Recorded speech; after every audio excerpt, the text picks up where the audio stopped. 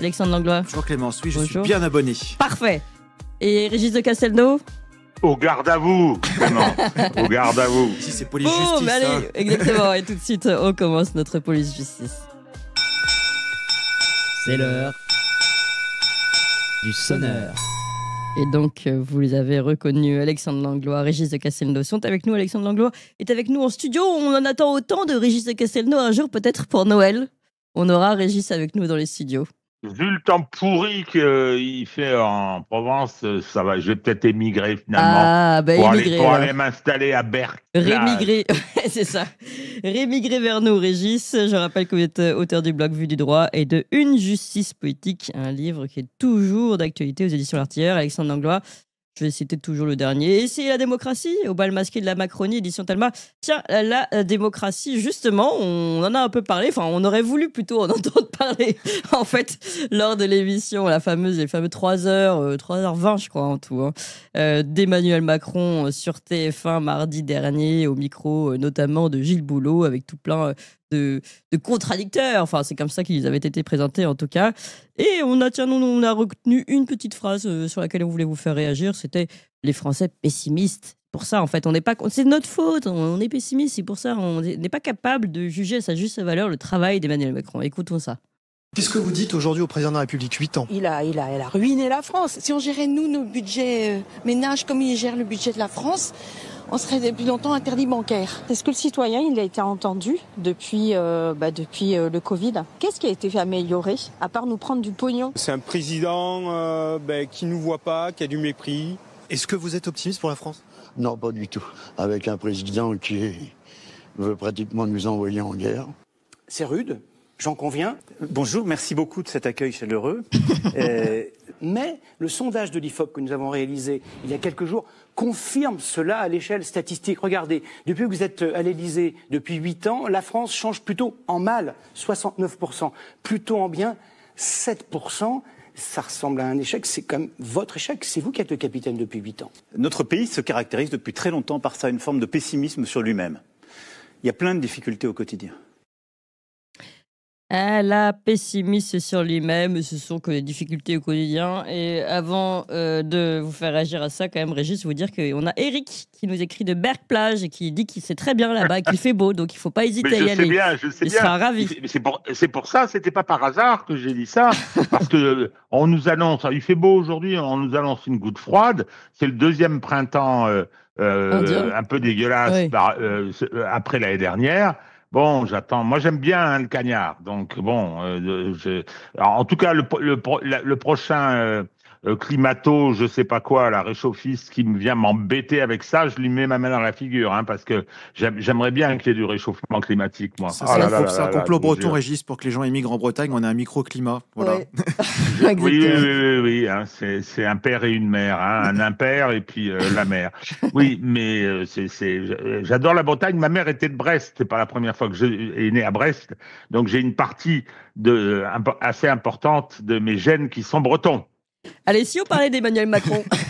Oh là là, on peut parler de la Bretagne. Sinon, sinon on peut continuer. Alors, parce qu'en plus, l'histoire de la famille de Régis, c'est passionnante. On peut faire, je pense qu'on est parti pour 2 heures. Notre Macronet, c'est sépulcral. C'est sépulcral. Cette fin de mandat est épouvantable. Alors, le début a été épouvantable. Je me rappelle, et je le cite lui-même parce qu'il avait fait preuve d'une grande lucidité, Jérôme Sainte-Marie m'avait dit au moment de l'élection d'Emmanuel Macron, tu ne reconnaîtras pas la France au bout de son ou de ses mandats. C'est le cas. Enfin, c'est le cas. La France n'est pas pessimiste. La France, elle est accablée devant le bilan de ce personnage. C'est terrible. Alors, le bilan de ce personnage, en fait, je dirais, si on explore ce sentiment de pessimisme, on va tomber sur la première cause, c'est que le monde, il est ce qu'il est, il bouge énormément, il y a un grand tournant géostratégique qui se produit, l'Occident recule et peut-être au bord d'un véritable déclin, et nous, pour diriger notre pays, on a un espèce de plaisantin qui est suspect sur plein d'aspects. L'histoire du pochonguette, là, moi j'avais pas réagi à l'histoire du mouchoir ou quoi, mais alors mouchoir c'est ou pas le mouchoir reste. J'en sais rien. Oui. Moi, je sais depuis fort longtemps que c'est plus que des rumeurs sur sa consommation, mais il n'est pas le seul. Hein. Clémence, on en a beaucoup parlé ici, Oui. hein, des parlementaires, par exemple, avec des noms qu'on a cités. Donc, bon, les élites occidentales sont des grandes consommatrices de drogue. Et donc, mais c'est chaque fois, ce type nous fout la honte. La séquence à Kiev était grotesque. Oui. Voilà 3 bonshommes qui sont minoritaires chez eux, qui vont dans un pays en guerre, un pays ruiné, un pays confronté à la violence, et qui rigolent. On a l'impression de 3 potaches. Là, t'as vu, c'est marrant. 1 million de morts, et de rire. Ensuite, on le voit papouiller Zelensky pour la énième fois. Et après, on assiste à cette séquence, à ces 3 heures où il y croit pas. En plus, on a l'impression qu'il y croit pas. Où on voit simplement ce qu'il essaye de faire, c'est de redorer un peu son blason pour pouvoir continuer à contempler son nombril. C'est terrible. Ouais. C'est terrible et c'est pour ça, moi, en ce qui le concerne, je le tiens pour un psychopathe ou un sociopathe, je ne sais pas comment on va dire, mais moi, ma colère, elle va vers ceux qui nous l'ont imposé. Monsieur Jouyet, Monsieur Attali, les oligarques qui l'ont accepté, Monsieur Arnaud, qui nous ont infligé ce gars, et ce gars emmène notre pays à la catastrophe. À la catastrophe, parce que quand on voit ce qui se passe en Allemagne, où M. Merz, le pire chancelier depuis Adolf Hitler, qui dit « nous allons avoir l'armée la plus puissante d'Europe », pour refaire un Barbarossa 2.0, qu'est-ce que ça signifie? Qu'est-ce que ça veut dire? Où nous emmenez-vous, tous ces gens? Et nous, on a un des pires. On a un des pires à notre tête. Alors bon, voilà, je suis un peu véhément, mais ce pessimisme, il est d'abord, à mon avis, dû avant tout à la carence de ceux qui nous gouvernent. Alors après, on a vu hier le Premier ministre chaotique qui bafouille en commission d'enquête parlementaire, qui ment tant qu'il peut. Enfin, je veux dire, donnez-moi une raison d'être optimiste, hein.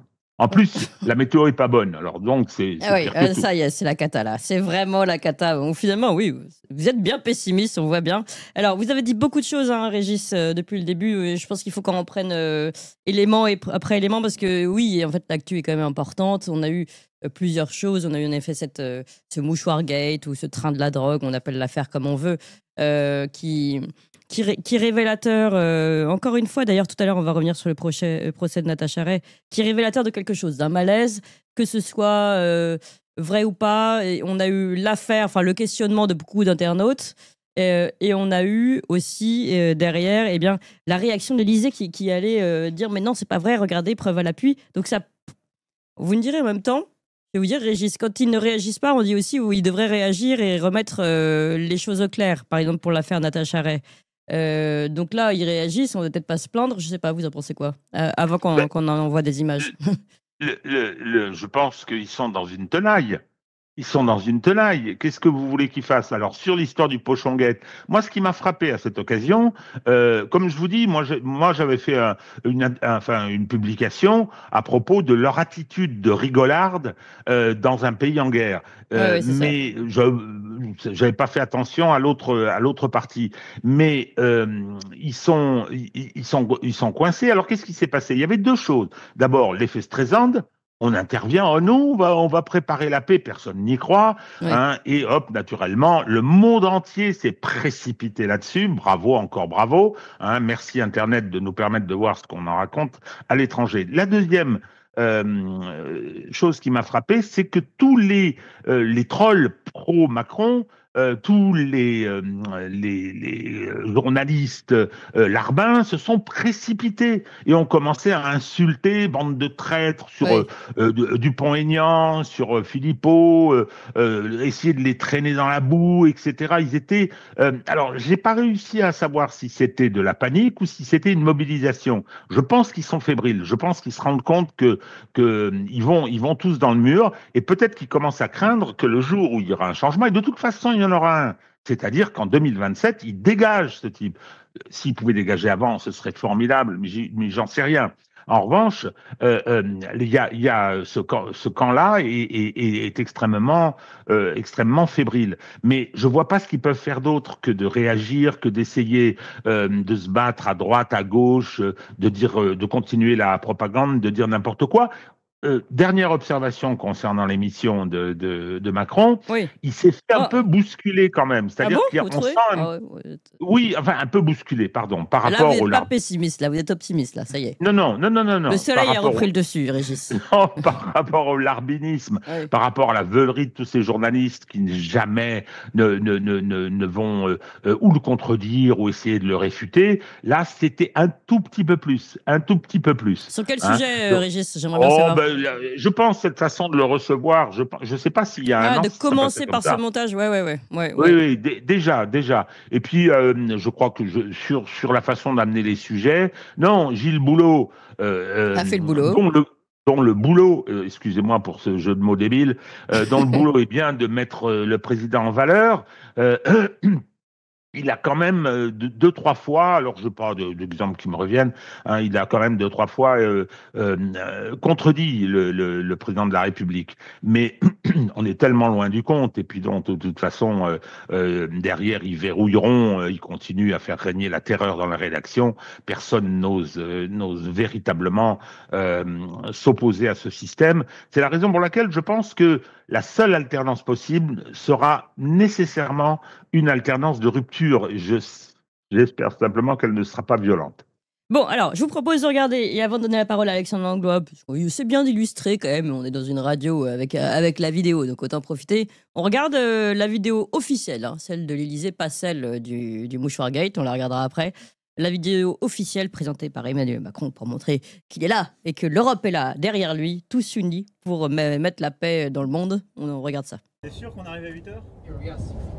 But Paris time or Kiev time? Paris time. 7:00 Paris time. Ok, bonne nuit à tous.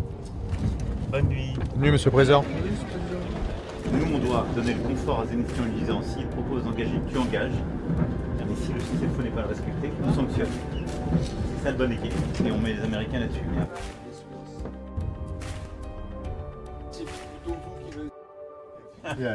Hello, Donald. May I call you in 2 minutes with Zelensky? He accepted what you proposed on your message, meaning a ceasefire for 30 days and so on. So he's ready to announce it. I'll call you back in 2 minutes with the others. I'll call you back. La paix et la liberté de l'Europe se jouent ici à Kiev. Non, mais je leur dis qu'on a Trump. Il faut l'avoir maintenant. Il est 6 heures du match. Nous avons à l'instant décidé de soutenir un cessez-le-feu qui commencera lundi prochain, qui a vocation à durer 30 jours pour bâtir cette paix robuste et durable.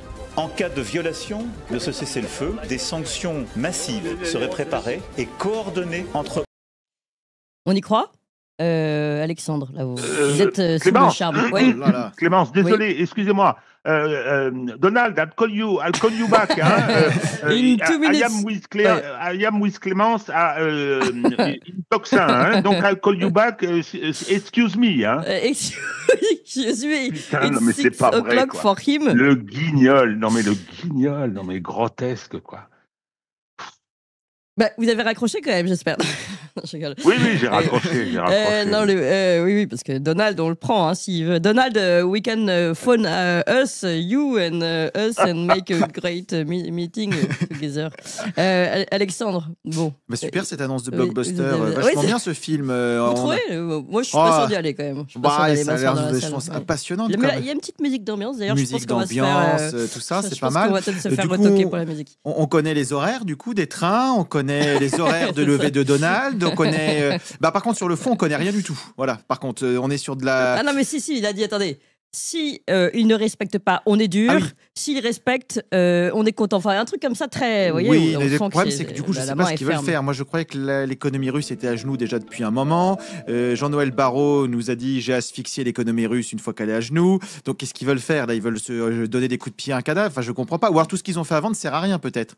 Je ne sais pas. Ouais. Je ne sais pas. Il faudrait se poser des questions. Donc la propagande a ses limites au bout d'un moment. Et là, du coup, on est sur un autre clip. Bon, bah voilà, c'est de la propagande. Je veux dire, ce serait un influenceur YouTube qui ferait ça, ce serait cool. Je veux dire, on regarde pas. Le problème là, c'est notre pognon, c'est notre argent. Donc voilà. Et finalement, qu'est-ce qu'on retient de son voyage? Bah, on retient qu'il voyage en train, qu'il a les horaires, qu'il dit bonne nuit aux gens. Ouais, mais au final, on retient surtout le pochon gay qui a fait le tour du monde. Et on le regarde. Allez, on le regarde. Enfin, on le regarde bientôt. On va le regarder tout de suite, voilà. Ah ouais. It's a long walk. I'll be back in Poland. Ambiance. Through my bathroom, huh? Yeah. It's literally. We came through Germany. Yeah. And then we made it to France. German bedroom and We got through the border. Right. Make a photo and after that you will be allowed to have a drink. Yeah. Super. Yeah. Tout le monde va bien. Bon, c'est presque gênant en fait. Alors, on a presque envie de troubler les jeunes. Tout le monde va bien. Ça prouve qu'il connaît bien les journalistes. Non, c'est vrai que c'est au-delà de. C'est ce que vous disiez tout à l'heure, Régis. Au-delà de l'histoire du mouchoir, bon. On a quand même toute cette histoire on voit une ambiance. Franchement, je ne sais pas si je me marre autant avec l'équipe de Toxin, c'est vous dire, hein, parce que pourtant il y a une bonne ambiance. Ouh là là, je sens que je renvexe certains. Mais on n'est pas là à se taper sur l'épaule le matin. Enfin, je sais pas, on est un peu concentré sur ce qu'on doit faire. Bah voilà. En tout cas, ce qui est sympa, c'est de se dire qu'Emmanuel Macron, il prend du bon temps. Et ça, je suis vraiment ravi pour lui, Alexandre. Mais ils sont concentrés avec leurs amis, là, où ils sont tous en minorité, comme l'a dit Régis, chez eux. Donc, ils vont à l'étranger se faire mousser. Et rien de tel que de parler d'une bonne guerre, faire peur aux gens, d'aller faire stature chef de guerre. Et donc, en fait, ils sont très concentrés sur leur objectif. Et ils le font entre amis, je veux dire. Les guerres, c'est des gens qui se connaissent, qui ne font pas la guerre, du coup, et qu'on voit des gens qui ne se connaissent pas s'entretuer.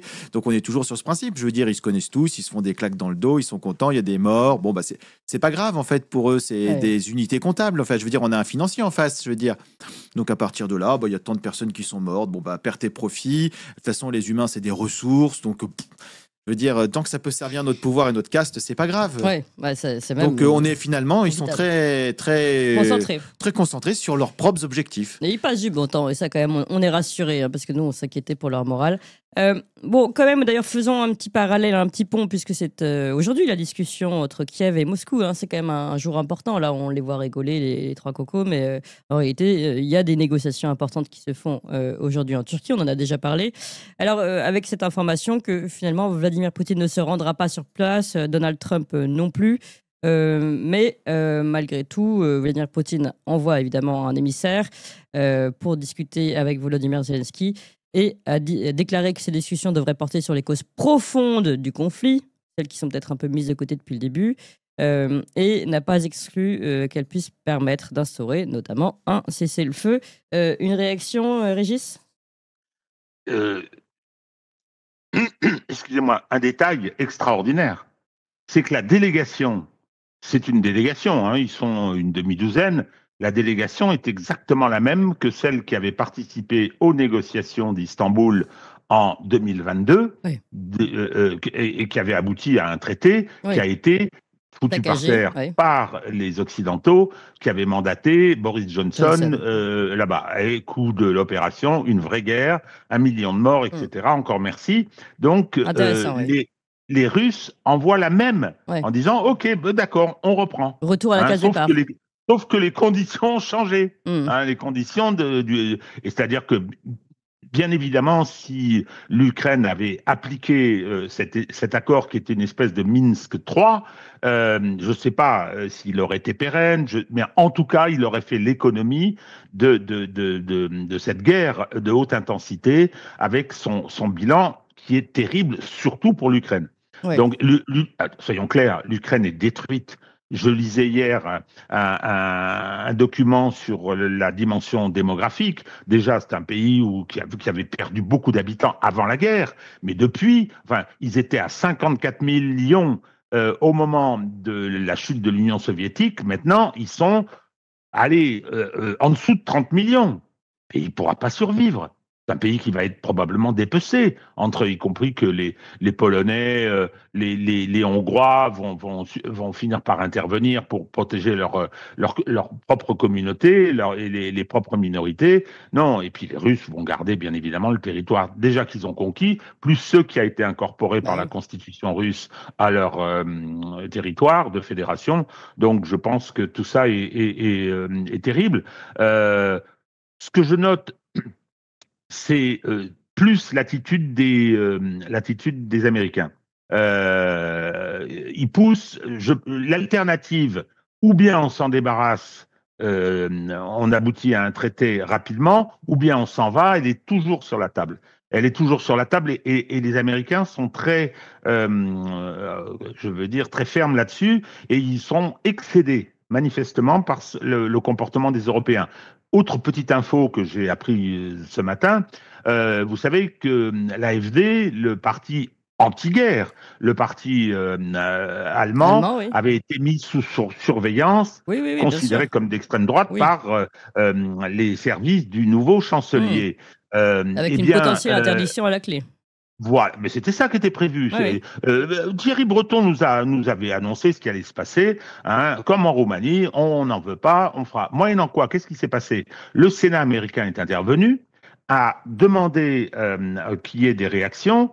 La présidente de la République a demandé à Tulsi Gabbard, qui est la patronne de toutes les agences de renseignement, il y en a 8 d'agences de renseignement, NSA, CIA, puis d'autres dont je ne connais pas les noms. Oui, toutes les agences américaines, de toutes les agences américaines, de couper tous les échanges d'informations avec les services allemands. Sans blague. Donc ça explique pourquoi il y a eu cette capitulation en race campagne. Et la décision de surveillance a été suspendue parce que les Américains ont dit on n'acceptera pas. Vous avez J.D. Vance qui est monté à l'assaut, Marco Rubio qui est monté à l'assaut, et Gabbard a exécuté les ordres en disant voilà, désolé, mais c'est terminé avec si vous continuez comme ça, c'est fini. Je peux vous dire qu'ils se sont couchés. Ils se sont couchés immédiatement. Parce que bon, là aussi, c'est des faux durs. C'est les rodomontades, ça va 5 minutes. Mais dès lors que le patron fronce les sourcils, on se couche. Donc, je pense que moi, pour l'instant, je penche vers la solution. Les Américains vont trouver une façon de déclarer la victoire, comme en Afghanistan, comme au Vietnam, etc. Puis ils vont partir. Ils vont laisser tomber. Ouais. Alexandre Langlois. Moi, ce que je trouve intéressant, c'est le choix de la Turquie comme lieu de rencontre. Pour plusieurs raisons. La Turquie, d'abord, est un membre de l'OTAN. Donc, membre de l'OTAN qui devrait appliquer les décisions de ces pays, par exemple, d'arrêter Poutine. À l'époque, quand Poutine est arrivé sur le sol pour négocier avec Erdogan, juste avant qu'il pose le pied, ils ont dit on se retire de la CPI. Donc, on n'a plus besoin d'appliquer ça. Donc, un super allié. L'autre chose aussi, ce qui est intéressant, c'est que nos amis de l'UE disent oh là là, attention, il faut qu'on défende l'Ukraine toujours. Je reviens toujours à ce point-là. Il faut défendre l'Ukraine, pas un pays de l'UE. Il faut qu'on y aille. Et on va se réunir avec nos alliés turcs qui ont envahi la moitié d'un pays de l'UE, Chypre, depuis 1979. Et ça pose pas de problème. Il y a Chypre qui est coupé en deux, ça c'est un pays de l'UE, mais alors là, donc on va s'allier avec des gens qui occupent une partie du territoire de l'UE pour aller défendre un pays qui n'est pas dans l'UE. Je veux dire, si c'est pas chercher des problèmes avant de résoudre les siens propres, c'est déjà quelque chose. Donc le symbole qui est donné ici, ça pose beaucoup de questions derrière, du coup. Donc voilà. Donc c'était. En même temps, alors c'est sûr que Erdogan est très particulier et on a du mal à cerner son jeu. On en parlait encore il y a peu de temps entre l'OTAN, les pays des BRICS. L'islamisme, etc. Mais est-ce qu'il ne faut pas justement savoir jouer et faire de la réelle politique avec les éléments qui sont en puissance? Il se trouve que la Turquie, malgré tout, en tout cas sur la scène géopolitique, a des arguments.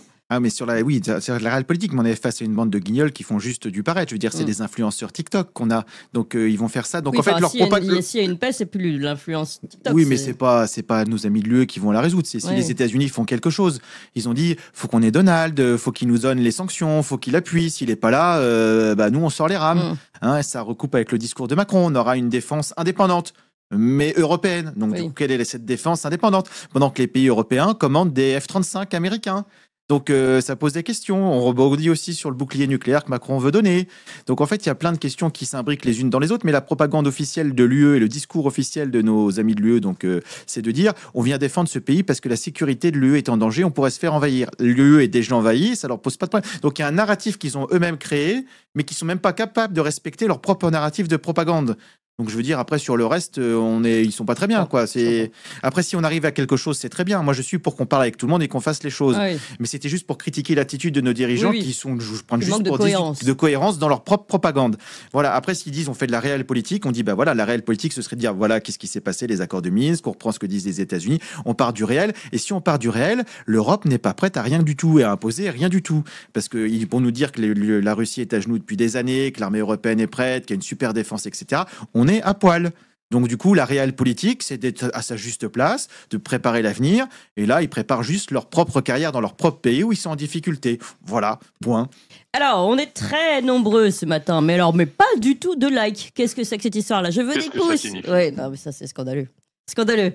Non, mettez une bonne vague de pouces là, de toutes les couleurs. Non, on peut pas mettre de couleurs sur les pouces. Hier j'ai écouté les Tintins, faut le dire. Donc j'ai écouté une autre émission de Toxin et là je dois vous faire un aveu, c'est que j'ai eu du mal à mettre un pouce sous la vidéo parce qu'il faut refermer le petit écran des commentaires du chat pour pouvoir mettre un pouce. Donc voyez, chers amis, je suis avec vous, je vous comprends, mais faites-le quand même, faites l'effort, refermez la barre du chat si vous êtes sur votre téléphone pour pouvoir mettre un pouce. Je compte sur vous, on veut les voir ces pouces. Si j'ai réussi hier, vous pouvez y arriver. Bon, alors, je voulais revenir tout de même. Je ne sais pas si vous avez un truc à dire en particulier sur la Turquie, Régis. Sur le rendez-vous en Turquie. Je vais une petite anecdote qui n'a rien à voir. Et après, on va parler de Mathieu Sama. Il y a un article du New York Times, je crois que c'était hier, qui raconte qu'il y a un F-35 américain qui a failli être abattu par les Houthis, mais qui n'ont pas des systèmes anti-aériens extrêmement performants. Hein. Donc, cet grand article du New York Times, ça vient s'ajouter à ce qui s'est produit entre l'Inde et le Pakistan, où les systèmes chinois, semble-t-il, ont réussi à abattre au moins un, ça s'est reconnu, Rafale, mais peut-être 3. Donc, l'Occident, là, il est un peu embêté parce qu'on nous disait F-35, c'est formidable. On nous disait le Rafale est meilleur, voyons, etc. Je pense que c'est un très bon avion. Le problème, c'est qu'aujourd'hui, ils sont plus au niveau. La guerre a changé.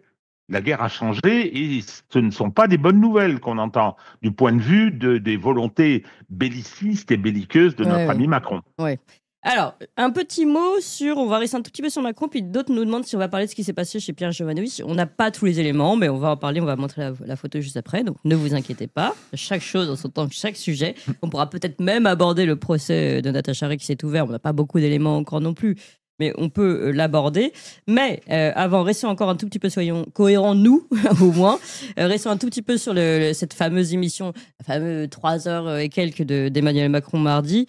Avec ce sujet quand même, on attendait l'annonce officielle, c'était de dire il va y avoir des annonces sur la consultation des Français et puis même, utilisons le gros mot, un référendum possible. Bon, alors on attendait ce référendum, on n'a pas vraiment eu d'annonce de référendum, c'était bon, consultations multiples et puis après c'est passé à si le gouvernement bloque, enfin si le Parlement n'y arrive pas et puis finalement on a dit ce sera pas sur les retraites, peut-être sur l'euthanasie si on voit que ça n'avance pas. Bon. Voilà, finalement, on voyait le ballon se dégonfler progressivement. Et intéressant aussi, à propos de ça, l'essayiste, comme on dit, Mathieu Slama, je crois que c'est sur CNews, qui lui trouve qu'un référendum, finalement, c'est pas très démocratique. On écoute ça.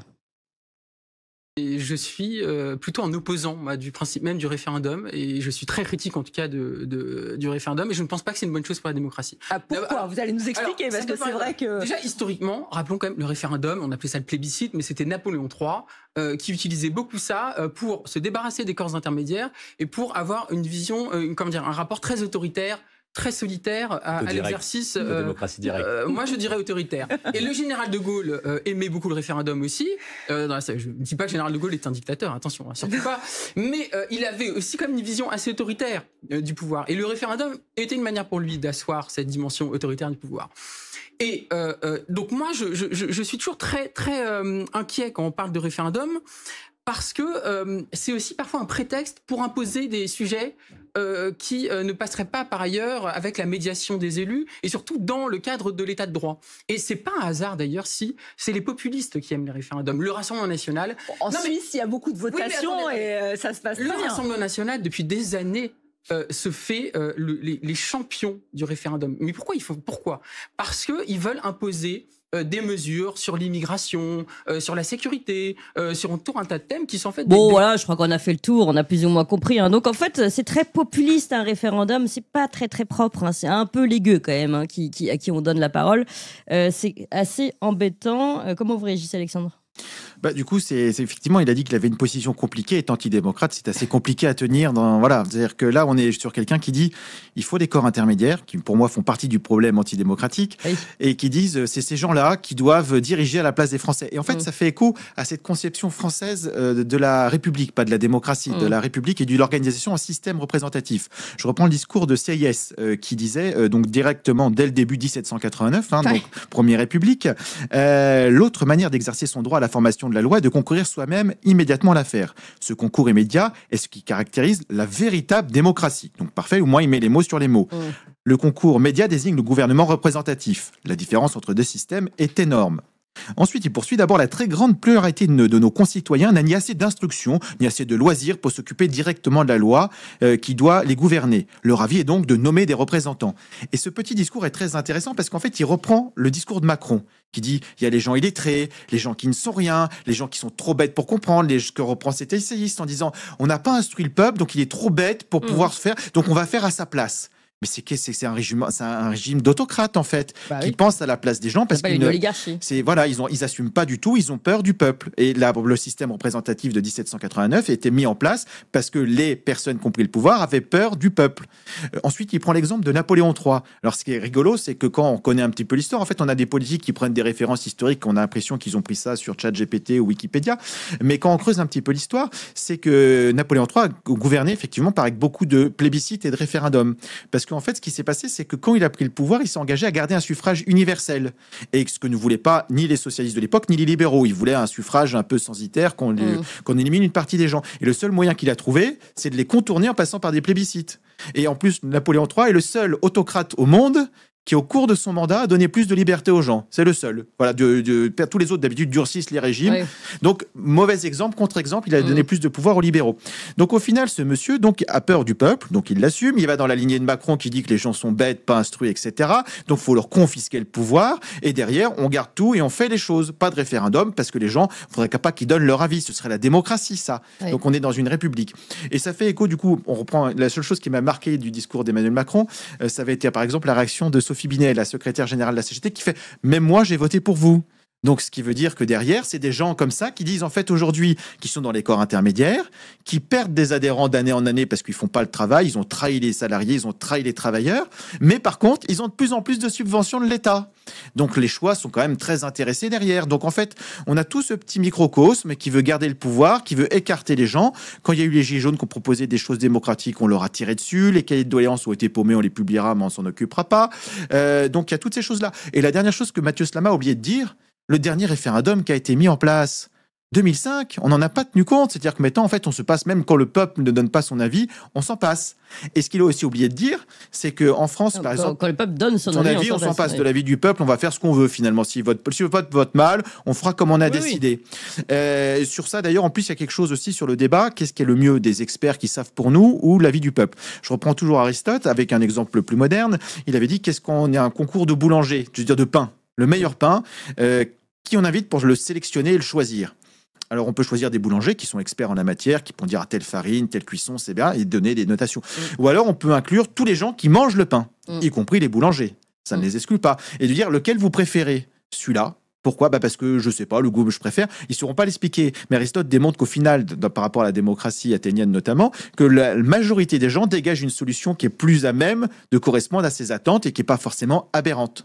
On a pu le voir sur le tirage au sort de la Convention sur le climat en France, où il y a des propositions qui sont arrivées et finalement Macron a dit bah non, finalement je vais pas en tenir compte. On peut le voir également dans les cours d'assises, où je trouve que, à titre personnel, les décisions de cours d'assises, les jurys populaires donnent des décisions plus en adéquation avec les attentes du peuple, rendues au nom du peuple français, plutôt que des juges des fois déconnectés. Là, je sais pas si, oui, je le laisse à Régis, il pourra réagir après. On a parlé pour une demi-heure de mais il y a tous ces côtés-là où on devrait redonner la parole au peuple, justement, et pas le verrouiller pour lui dire écoute, tais-toi, au nom de ton bien, tu auras moins de liberté. Mais où va-t-on? C'est pas du tout cohérent. C'est beau? Non, j'avais un autre truc que j'ai oublié au passage, mais il va me revenir, donc je le remettrai après. Allez, Régis, alors.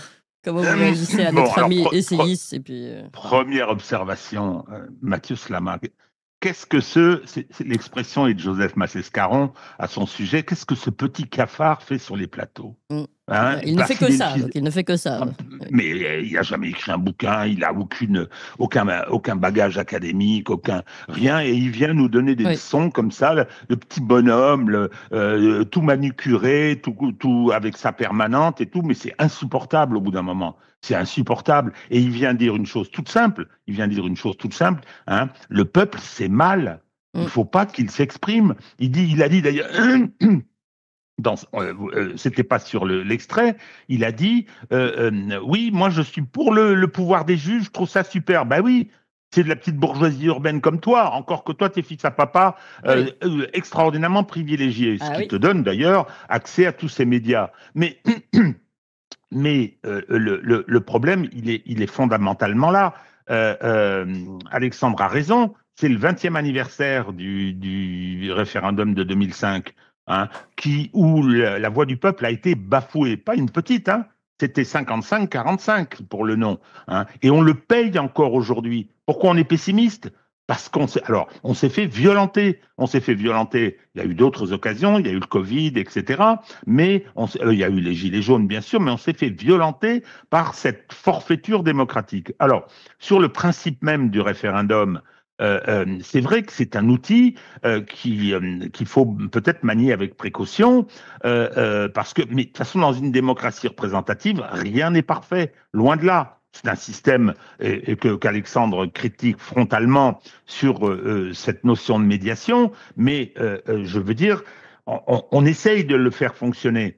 Mais concernant l'usage du référendum, De Gaulle, alors oui, je ne dis pas que c'était un dictateur, si, tous les adversaires le disaient à l'époque parce qu'il s'est servi du référendum, mais je vais juste prendre l'exemple de son retour au pouvoir en 1958, le régime d'assemblée, qui était celui de la 4e République, c'était pas un régime parlementaire, c'était ce qu'on appelle un régime d'assemblée, a amené la France au bord de la guerre civile par l'incapacité de ce système à résoudre les problèmes.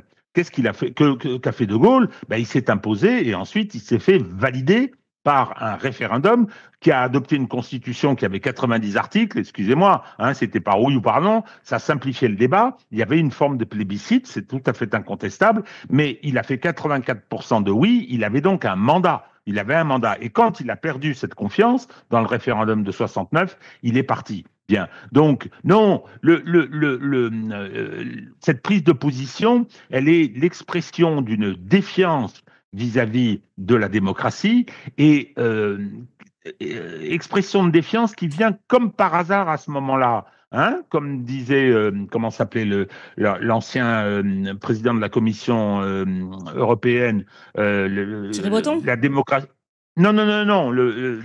C'était le président de la commission, c'était le luxembourgeois, là, qui était assez rigolo, qui était un ivrogne fini. Juncker, non ? Juncker, qui disait « Juncker, sors de ton bunker ». Et donc, qui disait la démocratie ne peut pas aller contre les traités. C'est-à-dire que, voilà, vous n'avez plus de souveraineté, il faut l'accepter. Donc, tous ces discours sur l'état de droit, parce que c'est une imposture, l'état de droit, c'est donnons le pouvoir aux juges. C'est ce qui se passe avec le Conseil constitutionnel, le véritable organe aujourd'hui d'élaboration de la loi, le véritable pouvoir législatif, tout le monde sait très bien que c'est le Conseil constitutionnel. Et c'est de la même façon, tout le monde sait très bien que le vrai pouvoir réglementaire, c'est-à-dire la production de normes par le pouvoir exécutif, c'est le Conseil d'État. Alors vous allez me dire, ce sont les mêmes. Oui, ce sont les mêmes, justement. Nous avons un énarque choisi par la haute fonction publique d'État qui est à la tête qui est à l'Élysée, et bien évidemment, ces différents mécanismes sont des mécanismes de contrôle de la décision populaire. Je termine sur la Roumanie. Qu'est-ce qui se passe ? La Roumanie, on s'aperçoit qu'un gars sorti de nulle part, fait 20% au premier tour, ce qui n'était pas colossal, mais ça mettait en cause le scénario de Bruxelles. Qu'est-ce qu'on a fait? On a demandé aux juges de violer leur propre légalité. Ils n'avaient aucune compétence pour le faire. Hop, ils ont stoppé le processus. Et c'est très intéressant parce que ensuite, ils ont disqualifié le candidat en inventant du prétexte. La France est beaucoup intervenue, ce qui est là aussi très, très grave. Moyennant quoi, le candidat qui a le soutien de ce candidat disqualifié, Simion, il fait 40% des voix, c'est-à-dire qu'il double le potentiel électoral du précédent scrutin. Donc ça montre bien que c'est contre les peuples que ça se joue, et monsieur Slama est un ennemi du peuple. Dans d'autres circonstances, ça pouvait conduire place de grève. Oui, je rappelle... c'est pas une menace que je formule là. Non, oui, vous faites un rappel historique. On l'a bien compris. Voilà. je précise que justement, Tocsin se met à côté du peuple et nous avons décidé d'aller en Roumanie. Nous y serons dimanche et lundi et peut-être avec des interviews exclusives à la clé. On verra tout ça, mais en tout cas, soyez présents, soyez au rendez-vous et mettez des pouces dès maintenant d'ailleurs. Ça nous aidera pour toutes les émissions et les éventuels reportages qu'on fera. Je me suis retrouvé ce que je voulais dire, ça y est, sur nos amis Slama et le discours d'Emmanuel Macron, les deux en même temps, on va faire les deux choses. Effectivement, il parle de l'état de droit après Mathieu Slama en disant « Je suis contre le référendum parce que ça peut perturber l'état de droit ». L'état de droit, je rappelle que normalement, c'est les citoyens qui font l'état de droit, qui votent les lois auxquelles ils sont soumis. Et je rappelle également que les États les plus dictatoriaux, comme l'Allemagne nazie, l'URSS soviétique sous Staline, c'était des États de droit. Est-ce que pour autant on était libre? Non. L'autre chose aussi, c'est que la démocratie, normalement, il y a beaucoup de gens qui ont critiqué Trump, quand il a signé tous ses décrets en rigolant, etc. Macron a signé 400 ordonnances depuis qu'il est là, soit 40% des ordonnances signées sous la 5e République. C'est-à-dire que c'est le président qui fait la loi tout seul. Voilà. Donc ça, c'est passé à la trappe, qui fait plein de trucs, il dit c'est ça. Et petite chose amusante, c'est pour pas embêter le peuple sur les applications du droit européen. Souvent, il dit on va passer les choses directement. Donc, ce qui veut dire que même la façon du pouvoir commencer à exercer, c'est pyramidal, quelqu'un qui signe tout dans son coin sans nous prévenir et de façon. Alors que Trump le fait devant les caméras. Devant les caméras. Donc voilà. Et la dernière chose, justement, c'était comme il parlait de De Gaulle, c'était la différence entre un discours de Macron et une présentation télévisée de Macron et de Gaulle. De Gaulle, c'était 30 minutes. On se souvient encore de ses arguments, des réponses argumentées et de ce qu'il faisait pour le pays. Macron, quand il a fini de parler, de faire son truc avec ses petits clips montés, tout le monde aura oublié ce qu'il a dit dans une semaine, à part les trucs rigolos qu'on va ressortir pour le faire passer pour un guignol. Donc c'est pas du tout la même classe et la même stature. Ah oui, ça, oui, il n'y a pas de doute. Alors je précise, puisque j'ai commencé à le dire, je le rappelle, dimanche, nous aurons peut-être des petits lives en direct de Roumanie, mais en tout cas des interviews et donc un dossier spécial à vous proposer sur notre chaîne Tocsin. Et lundi, c'est carrément un duplex depuis la Roumanie, depuis Bucarest, et non loin d'ailleurs des affaires qui vont se tramer là-bas. Donc voilà, soyez au rendez-vous lundi pour cette émission spéciale. C'est un peu notre premier vrai duplex, je crois, Tocsin. On sera en intégralité depuis un autre pays. Donc, vous voyez, on avance sur Tocsin et tout ça aussi, c'est grâce à vous, grâce à vos dons, grâce à votre soutien, chers amis. Donc, merci infiniment. Je referme la parenthèse. Un petit coup, on va suivre ce qui s'est passé dans la rue auprès de l'écrivain Pierre Jovanovic, un peu polémique d'ailleurs, mais en tout cas, ce qu'on a vu, les images qu'on peut voir pose des questions. Là, il préparait un ouvrage qui était intitulé 2008 sur l'effondrement bancaire. Bon. Et là, il a vu débarquer en pleine nuit, de dimanche à lundi, les forces spéciales du GIPN. Donc, vous m'expliquiez... GIPN, c'est l'équivalent du GIGN pour la police. C'est une deuxième équipe un peu du RAID, mais avec compétences nationales. Et donc, il a débarqué à son domicile. Regardez cette vidéo. Ah non, ça, c'est une autre vidéo. Ça, c'est l'enlèvement dans Paris. Ah, ça, c'est l'enlèvement. C'est pas grave. Ils peuvent pas être partout, le GIPN. Ils peuvent pas s'occuper des enlèvements et ils peuvent pas s'occuper de... Ça s'appelle un enlèvement. Voilà. C'était pour montrer que c'était très violent. Non, alors c'était pas tout à fait comme ça non plus. Bon, on doit avoir au moins des photos du GIGN quelque part qui vont apparaître après. GIPN, du coup. GIPN, pardon. Vous faites bien de me corriger. En tout cas, vous pouvez, j'imagine que vous les avez vus. Est-ce que... Voilà, là, en tout cas, il y a du monde, vous voyez, là, et ça fait un peu de monde quand même pour aller chercher un écrivain en pleine nuit. C'est vrai que c'est assez impressionnant, Alexandre Langlois, déjà sur la quantité de policiers pour le type, a priori, c'est pas un dangereux criminel. Du coup, on peut pas être partout. Du coup, on peut le voir, on peut pas s'occuper à la fois des gens qui se font enlever dans la rue et mettre tous les moyens pour aller chercher quelqu'un qui est un écrivain. Non, normalement, oui, quand il n'y a pas besoin d'envoyer tout ça, c'est des dispositifs qui sont faits qu'on va chercher un dealer, un trafic de drogue, un grand délinquant. Et là, on envoie effectivement pour pas que ça bouge, parce qu'on ne sait jamais si la personne est armée, etc. Donc là, sauf s'il y avait Vous avez déjà eu des comme ça, vous avez déjà il y a des interventions, oui, il y a des fois, oui, c'est nécessaire. C'est quel type de personnes, ça, alors C'était des gens qui étaient dans le trafic de stupes, narcotrafic, ou des gens qui sont susceptibles d'être armés, d'être plusieurs dans l'appartement, on ne sait pas sur quoi on va tomber. Donc du coup, pour pas mettre en danger ni les gens autour, ni les policiers qui interviennent, on vient en nombre, parce qu'avec le nombre, les effectifs, etc., déjà, ça peut calmer la personne en face. Mais là, est-ce que c'est nécessaire pour quelqu'un qu'on va juste interpeller pour des gens comme ça? Des fois, 3 personnes, s'il s'enfuit, on va le rattraper, on sait qui c'est, il n'est pas caché, il n'est pas armé, il va pas ramener tout le quartier pour dire, voilà, dans certains quartiers sensibles aussi, où les gens peuvent ramener tous leurs copains, voilà. Ça dans un quartier sensible, au vu de l'immeuble. Donc, non, le déploiement, là, ça, c'est juste une démonstration de force, ça s'appelle. Voilà, parce qu'il n'y a pas de raison. Et en plus, le JPN, normalement, est une unité un petit peu prestigieuse et d'élite comme le RAID. C'est la nuit, en plus, hein. À quelle heure ils ont intervenu? Je sais pas, mais vous voyez qu'il fait nuit. Parce que normalement, si c'est avant 6 heures, ça a aussi c'est quand même pour des choses très graves. C'est-à-dire qu'avant 6 heures, c'est pour des faits de terrorisme, des choses qui ne peuvent pas arriver. Donc, qu'est-ce qu'ils vont saisir à cette heure-là? Donc voilà, donc je sais. L'horaire est aussi importante aussi pour le décider. Parce qu'en général, des gens comme ça, qui peuvent avoir des écrits polémiques, des choses où on n'est pas d'accord, ça serait que devant le juge, devant les cours pour diffamation, la cour. Un écrit polémique, etc., je veux dire, on est convoqué, non? Ça suffit? Oui, on est convoqué, voilà. Et après, même pour des fois, si jamais c'est très grave et que ça met en danger ce qu'a déjà fait. 1h du matin, heureusement, le chat est plus informé que moi. Merci, 1h du matin. Donc là, c'est des choses graves, je laisserai gérer. Je ne sais plus le cadre légal, mais 1h du matin, normalement, les policiers n'interviennent pas. On attend 6h du matin. Et donc, du coup, la deuxième chose, c'est qu'en plus, Macron, quand il voulait convoquer des gens qui avaient des écrits qui le dérangeaient, par exemple sur les armes françaises au Yémen, sur l'affaire Benalla, il avait envoyé les journalistes à la DGSI. Je veux dire, il ne s'était pas embêté. Les journalistes étaient venus. Si cette personne avait été convoquée, elle serait venue. Au pire, il va la chercher à 6h du matin avec 3 personnes.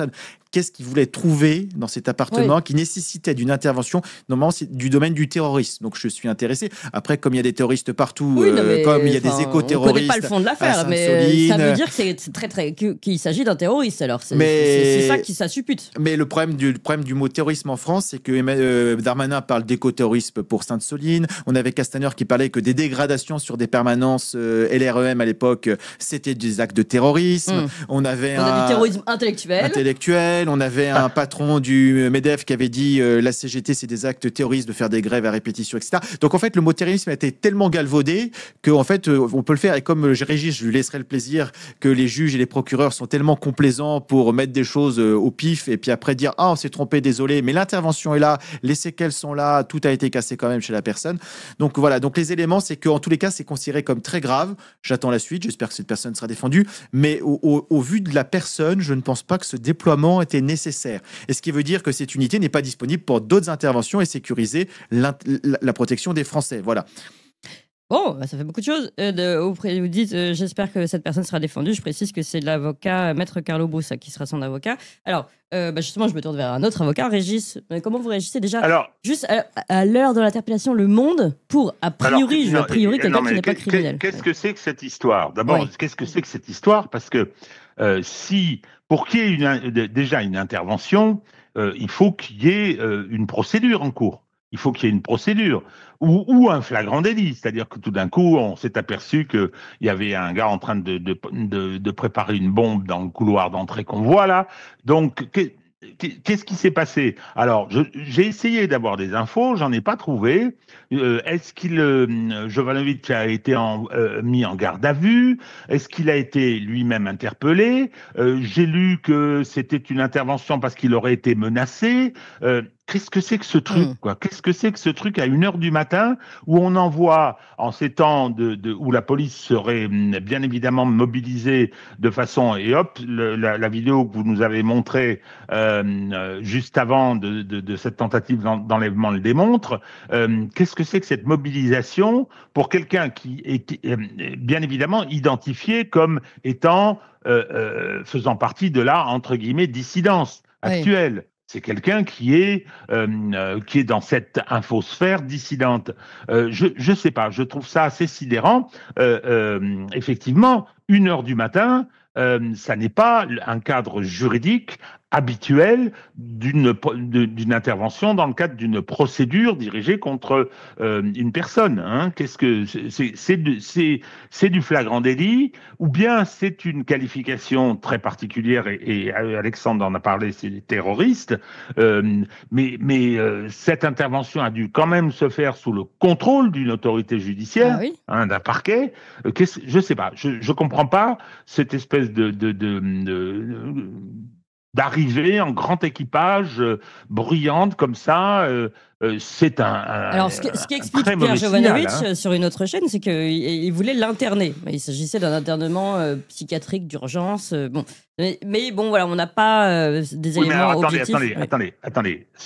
Excusez-moi, Clémence, vous avez plus d'informations que moi sur cette question d'internement. Ah oui, ça commence à devenir très inquiétant, parce que ça, c'est une technique. Les préfets ont des pouvoirs particulier. Avant, c'était une loi de 1838 qui a été totalement refondue, je ne me rappelle plus exactement quand, il y a une vingtaine ou une trentaine d'années, qui donne au préfet des pouvoirs particuliers si une personne présente une dangerosité liée à un état pathologique, psychiatrique, on peut prendre des mesures administratives d'internement psychiatrique. Alors, il y a toute une procédure derrière, mais c'est une décision administrative. Hein. Les maires ont une compétence de saisine du préfet, puisque les maires, ils exercent des compétences en matière d'ordre public au nom de l'État. Hein. Ils ont beaucoup de compétences au nom de la commune, mais aussi au nom de l'État.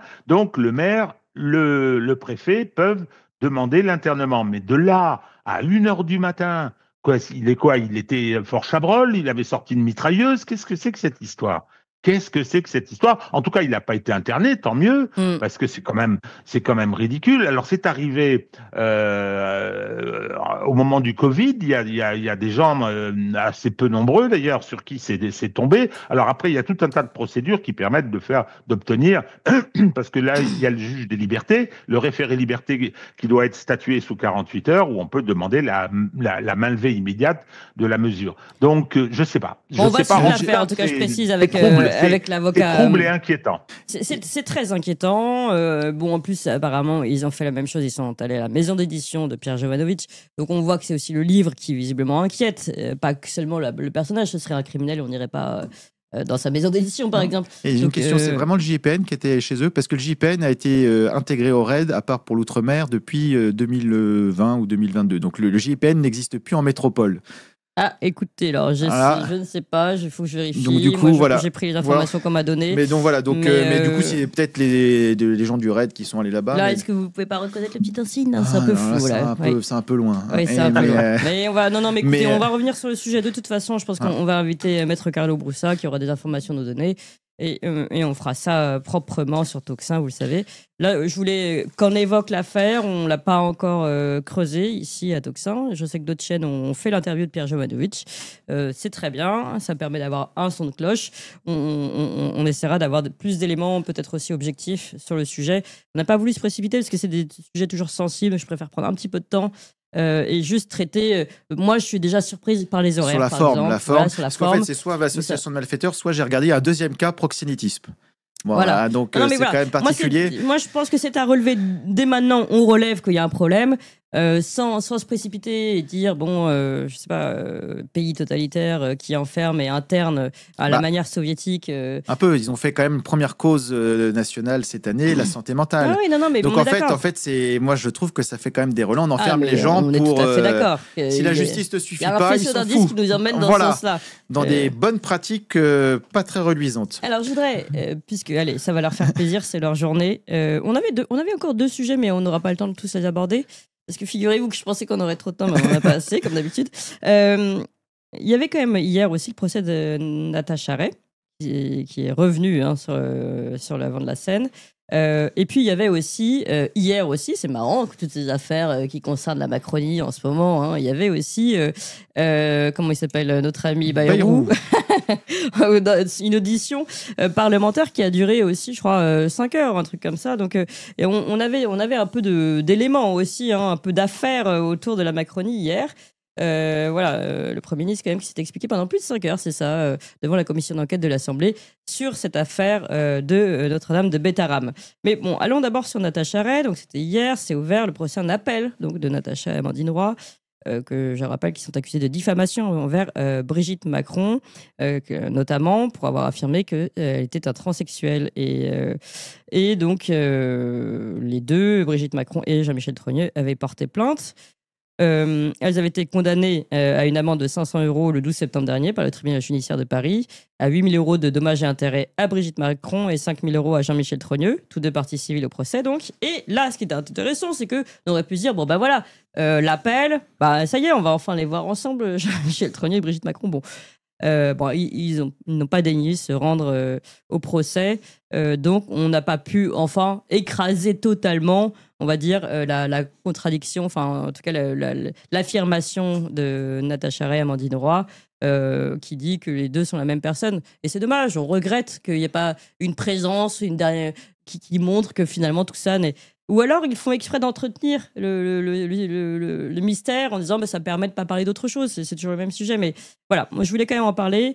Régis de Castelnau, commence par vous. Alors, Clémence, vous avez dit que Natacha Ray avait été condamnée pour diffamation pour avoir prétendu que Brigitte Macron était un transsexuel. Non, ils n'ont pas dit condamnée, hein. Elle était. J'ai pas dit qu'elle a été condamnée. Poursuivie. Oui. Non, elle était poursuivie. C'était très habile. Et vous avez raison. Ça jette un éclairage un peu curieux sur tout ça. Elle a été poursuivie et condamnée pour avoir dit que des actes d'état civil avaient été trafiqués, qu'il y avait eu des faux. Donc ça, et que c'était Brigitte Macron qui avait opéré ces falsifications. C'est totalement, accessoire. Je pense que la décision va être confirmée, la décision de condamnation. Donc, je rappelle que 500 € d'amende, c'était difficile de faire moins. Après, les dommages d'intérêt, c'est toujours très arbitraire. Mais sur la peine elle-même, ça montre bien que c'est une affaire tout à fait bénigne et qui ne règle absolument pas le problème. Et comme par hasard, tous les macronistes, tout un tas de gens qui viennent au soutien d'Emmanuel Macron sont venus dire on fait état de la décision de première instance en disant regardez, les accusatrices ont été condamnées. L'accusatrice a été condamnée. Tout à fait. C'est faux. Elle a été condamnée pour quelque chose de tout à fait accessoire. Donc ce feuilleton-là continue, mais c'est comme pour l'histoire du pochon. C'est comme l'histoire du pochon. Le monde entier est persuadé qu'il y a un gros problème pour le présenter de cette façon-là, et donc ça continue à la disqualification du président de la République française, qui est ridicule à l'international, ridicule. Alors sur le plan diplomatique, n'en parlons pas. Vous avez vu ce qui nous a mis comme ministre des Affaires étrangères, on a une espèce d'incompétent qui dit qu'il maintenant, après Bruno Le Maire, il dit qu'il va étrangler la Russie. Alors avec la tête qu'il a, quand il le dit, avec la tête qu'il a, on se dit, oulala, là, le serial killer. Avec la tête qu'il a, la dette qu'il a et les alliés qu'il a décidé d'avoir, oui. Alors, dans l'affaire, je termine sur Amandine Roy, la justice a fait son boulot. Elle avait fixé une date plus rapprochée à certains moments. Il y a une petite manipulation, mais qui n'est pas anormal quelquefois. Vous voyez, on peut trouver le moyen d'abord on fait reporter souvent et on peut obtenir que l'affaire soit traitée plus rapidement. Mais la justice, et Dieu sait si je la critique absolument tous les jours, ne m'est pas apparue comme étant spécialement diligente en faveur d'Emmanuel Macron. Elle l'est suffisamment souvent, comme vient de le montrer par exemple la décision de la procureure sur Alexis Kohler refusant de se présenter, refusant illégalement et commettant à cette occasion des infractions pénales. La procureure a dit qu'elle n'entendait pas le poursuivre. C'est pas la justice qui a décidé, c'est bien un procureur. Ça va faire plaisir à Alexandre, ça. Oui. Pour les un élire. parquet indépendant, élu par le peuple, moi. opposé. Oui, mais voilà, mais bon. Mais on peut encore faire appel de la décision auprès du procureur. Non, oui, c'est pas un appel. Oui, on peut aller voir auprès du doyen des doyens. Normalement, ce qui serait rigolo, c'est que Coquerel, au lieu de s'occuper de comment ça s'appelle là, le film Mission Impossible, dans le rôle qu'il joue sur les rodéos urbains, là, il pourrait à ce moment-là déposer une plainte avec constitution de partie civile. Voilà. Au nom de sa commission d'enquête, je sais pas si. Bon, enfin. On ne va pas rentrer dans les détails juridiques maintenant, mais cette décision de classement est un pur scandale. Alors, on revient sur le procès d'Acharey. Non, rien de plus à ajouter sur ça. Moi, non. Le Régis a tout résumé. Et après, le reste, il faut attendre la suite pour pouvoir avoir plus d'éléments. Voilà. Ce que je trouve intéressant, c'est que, par exemple, on aurait pu... en plus, il a répondu là-dessus pendant ce procès, l'avocat de Jean-Michel Trogneux et Brigitte Trogneux. Il a répondu sur le fait de n'avoir présenté qu'un permis de conduire la première fois. Bon, pourquoi il répond dessus, il argumente, mais en revanche, il ne présente toujours pas, enfin, à ce que je sais, à ce que j'ai entendu dans les comptes rendus de cet échange, toujours pas d'autres documents d'identité. Je trouve ça dommage. Comme ça réglerait l'affaire. Un permis de conduire n'est pas une pièce d'identité en France. Voilà, c'est juste passeport et carte d'identité. Voilà, c'est ça qui était étonnant encore hier. Donc affaire à suivre. Il avait présenté aussi une carte d'électeur, je crois, non? Aussi, ouais. Oui, qui n'est pas une pièce d'identité non plus. Ouais. On est bien. Ah oui, non. Exactement.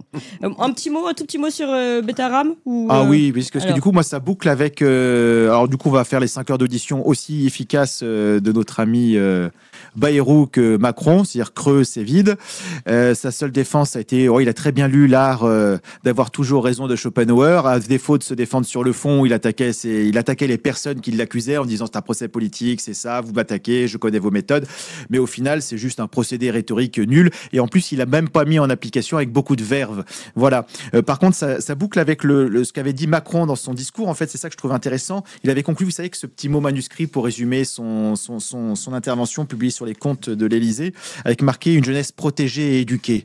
Moi, je m'inquiète beaucoup pour la protection de la jeunesse et son éducation. Oui. Quand on voit Bayrou, Premier ministre, avec l'affaire Betaram, ou alors est-ce qu'il pense que des profs de théâtre aussi sont bons pour notre protection quand on voit sa situation personnelle? Donc moi, je m'inquiète beaucoup et je préférais qu'il laisse nos enfants tranquilles et que ça puisse avancer réellement. Voilà, donc là, la même chose, on va voir ce que nos amis de la commission d'enquête vont faire derrière, si c'est encore que de l'esbrouf ou s'ils vont travailler. Moi, ça fait longtemps qu'ils avaient la possibilité, comme c'est un Premier ministre, d'une motion de censure, il n'y a plus personne. Là, pour le coup, je pense que tous les partis politiques auraient pu se mettre d'accord en disant c'est quand même grave, etc.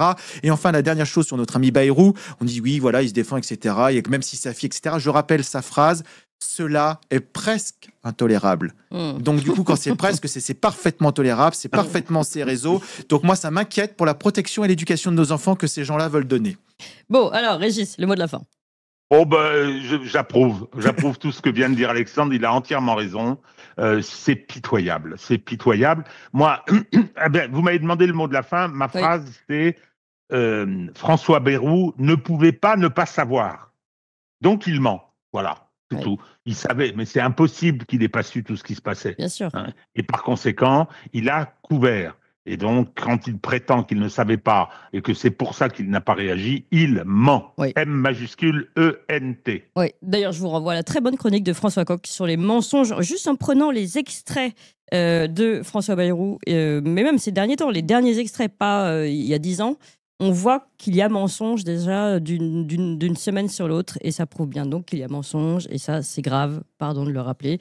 Ne pas dire la vérité quand on est Premier ministre et mentir aux Français, c'est gravissime, et on le retient ici. Merci beaucoup Régis de Castelnau, auteur de Une justice politique aux éditions L'Artilleur. Merci beaucoup Alexandre Langlois, auteur de Essayer la démocratie. On aimerait bien essayer, mais bon, vous voyez, on n'y arrive pas là, au bal masqué de la Macronie, édition Thelma. Merci beaucoup, mettez un max de pouces. Amis, on vous l'avait promis, et ça y est, on se développe, on ouvre de nouvelles émissions. Vous avez déjà connu et rencontré les Tintins pour leur nouvelle émission des Tintins qui marche très fort. Évidemment, l'émission d'André Berkoff. Cette semaine sort une nouvelle émission scientifique où on va tenter de poser de véritables questions sur des débats scientifiques qui ne sont pas fermés, contrairement à ce que on veut nous faire croire. Donc pour toutes ces émissions et encore d'autres, comment reprendre le pouvoir politique aussi, une autre émission à suivre, et puis des émissions historiques, géopolitiques et bien d'autres qui vont arriver. Il nous faut de la place parce que évidemment la première chaîne est déjà très prise par toutes les émissions et diffusions du matin notamment. Donc il faut qu'on ouvre une nouvelle chaîne et il faut que vous suiviez le mouvement surtout et que vous ayez tout de suite vous abonner à la nouvelle chaîne. Il faut aussi en parler à tout le monde. On compte vraiment sur vous parce que si on veut ouvrir ces nouvelles émissions, il faut que vous suiviez le mouvement et vraiment que vous alliez vous abonner tout de suite à la nouvelle chaîne YouTube. C'est pas compliqué, c'est gratuit, ça se fait en 2 clics. On vous met tout de suite le lien là, pouf, il apparaît. Le lien, vous pouvez vous abonner. C'est Toxin Plus, c'est ça, la nouvelle chaîne YouTube Toxin Plus pour toutes les émissions de l'après-midi. Donc vous pouvez la trouver sur Toxin-Plus en lettres majuscules ou tout simplement on va vous mettre le lien et vous cliquez immédiatement. Je vous fais confiance. Allez-y tout de suite. 1, 2, 3, Toxin Plus, allez-y.